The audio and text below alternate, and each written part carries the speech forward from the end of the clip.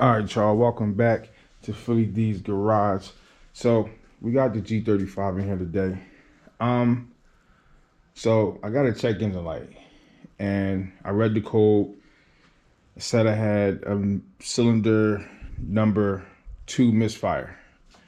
Now, I did this tune up a while back, like maybe 4 months ago, 5 months ago. At that time, the coils were fine, and all the spark plugs were gapped at they were at like 65 thousandths when they should have been at like 45 something. So that's how bad the spark plugs were. So at that time when I did the tune up, I only did this spark plugs, and honestly I didn't want to spend the money on the coils either. So but the spark plugs were the fix. So now here we are 4 or 5 months later. I got a misfire on cylinder number 2. So I'm like, it gotta be the coils this time, right? Because I damn sure was hoping that it wasn't nothing else. So what I already done was I swapped the coils from cylinder 2 to cylinder 4. So now cylinder 4 coil is on cylinder 2 and 2 is on 4. So long story short, the misfire moved from cylinder 2 to cylinder 4. So that pretty much confirmed my issue being the coil. So I bought one coil because I'm not changing all of these coils, man. These coils can cost you anywhere from like $40-$50 to hundreds of dollars, okay, for one coil. So I bought one coil, and I'm gonna swap that one coil out, okay? I don't know the brand of this. It's called something Farrah something.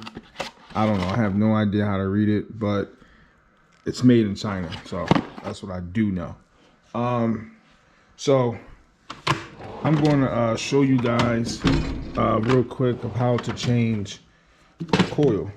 So I figured I'd just bring you guys along. We can knock it out real quick. Now, first thing we gotta do is take the cover off. If your car still has a cover, because a lot of these cars nowadays, especially older cars, they don't still have their covers on the engine. So they just 10 millimeters.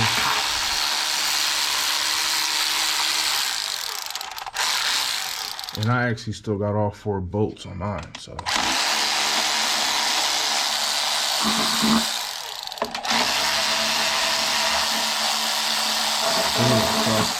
First thing you gotta do is take the cover off. Hold on, still got some left. You got a stubborn guy. All right. Lay him down there. So on this car, so if you don't know the cylinder order, this would be bank 1. So bank 1 always has the first cylinder, the firing order. So you got 1, 3, no, that's not the firing order. It's the cylinder number. So you got 1, 3, 5 on this side, and you got 2, 4, 6 on this side. I think the firing order is like 1, 2, 3, 4, 5, 6. That's the firing order. Firing order is basically when your spark, everything fires, okay? Now where did I leave off at? Because I was confusing myself there. So, all right. So you got number 2 cylinder right here, and you got number 4 back there. All right. It's real easy to do these. So basically, you got. Wait, hold on. What are we changing? Right. Okay. So because I swapped 2 and 4, my bad coil is right here on cylinder 4. So we got to get our 10 mil. All right, you get in there to 10 mil.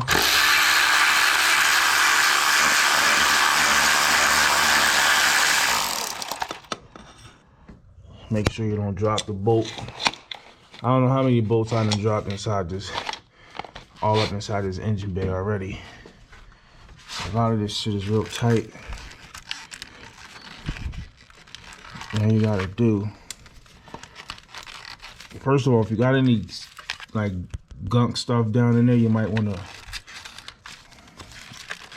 blow it out with some air or something.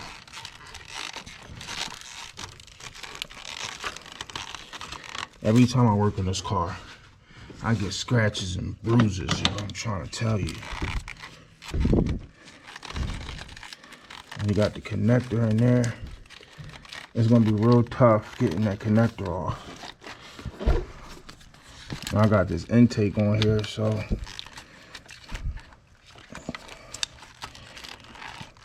I think the last time I was in here, I used a screwdriver. See, I already got the clip already depressed. Now I just need something to push it off. Let me push that off real quick. All right, y'all, so y'all see the connector right here.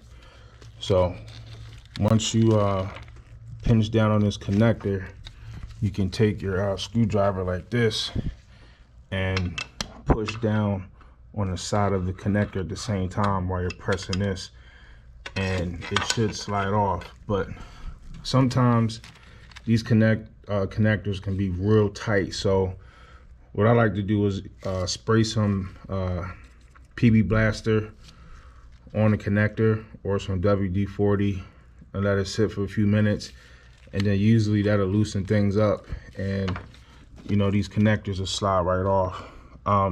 So now we got the connector off, you got the bolt off already. You slide this up.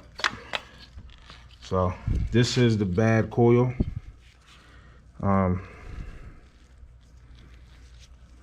look too bad. I don't see any carbon tracks. Carbon tracks is like signs of the electricity like flowing off the coil, or opposed to going through the coil. So like that's a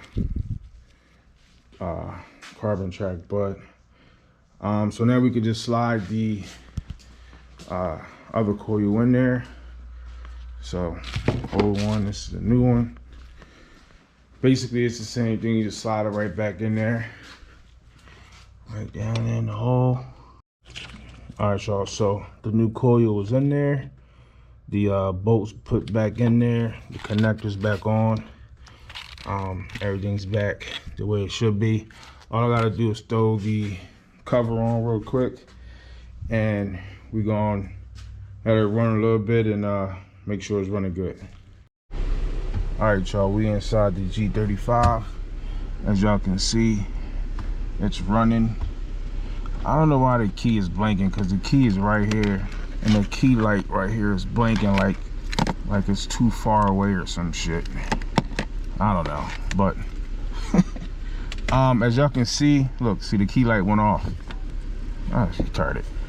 All right, so as y'all can see, we're fully warmed up over here, and we're idling at 600.